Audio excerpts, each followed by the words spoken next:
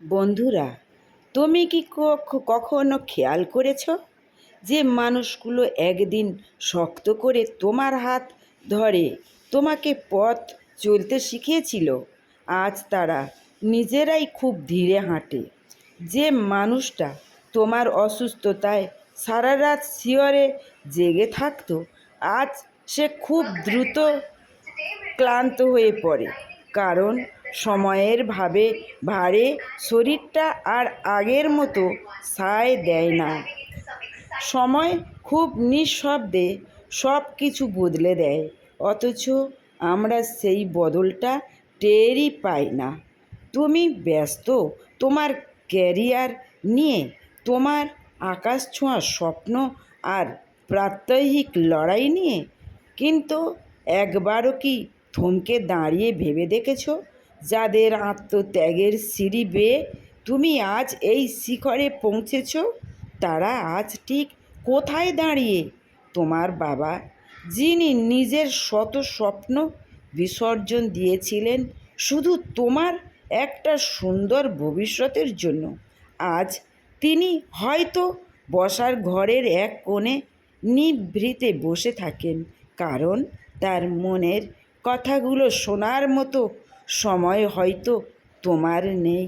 তোমার মা, যিনি তোমার এক চিলতে হাসির জন্য দিন রাত এক করে পরিশ্রম করতেন, আজ তিনি শুধু পথ চেয়ে বসে থাকেন কখন তুমি একবার অন্তত তাকে একটু সময় দেবে।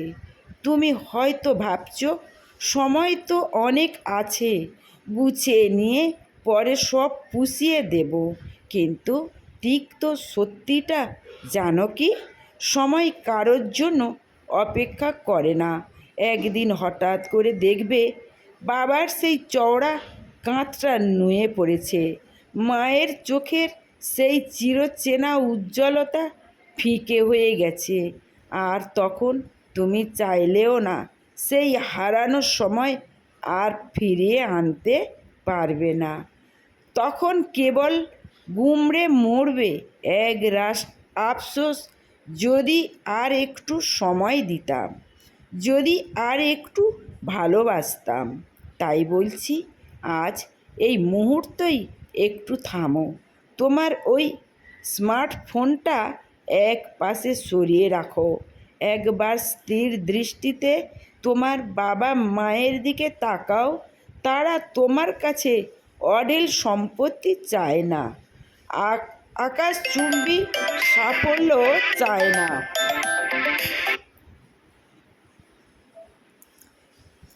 তারা শুধু চায় তোমার কিছুটা মুহূর্ত, একটুখানি মনোযোগ আর এক চিমটি ভালোবাসা। জীবনে যদি সত্যিই বড় হতে চাও, তবে তার শুরুটা হোক আজ থেকেই। কাছে গিয়ে বসো, হাতটা ধরো, অথবা দূরে থাকলে একটা ফোন করে অন্তত জিজ্ঞাসা করো, মা, বাবা, তোমরা কেমন আছো? বিশ্বাস করো, তোমার এই সামান্যতম আন্তরিকতাই একদিন তোমার জীবনের শ্রেষ্ঠ প্রশান্তি হয়ে ধরা দেবে। মনে রেখো, পৃথিবীটা শূন্য হওয়ার আগে এই শূন্যতা পূরণের চেষ্টা করো, কারণ যখন তারা থাকবে না, তখন তোমার সমস্ত সাফল্য আর অর্জন কিছুই সেই হাহাকার মুছতে পারবে না। তোমার বাবা মা বৃদ্ধ হচ্ছেন, আর তুমি কি এখনও ভাবছো অনেক সময় বাকি আছে? ভালো থেকো, সুস্থ থেকো। ভালো লাগলে সাবস্ক্রাইব, কমেন্ট, শেয়ার দিয়ে আমার পাশে থেকো, আর নিত্য নতুন ভিডিও নাও।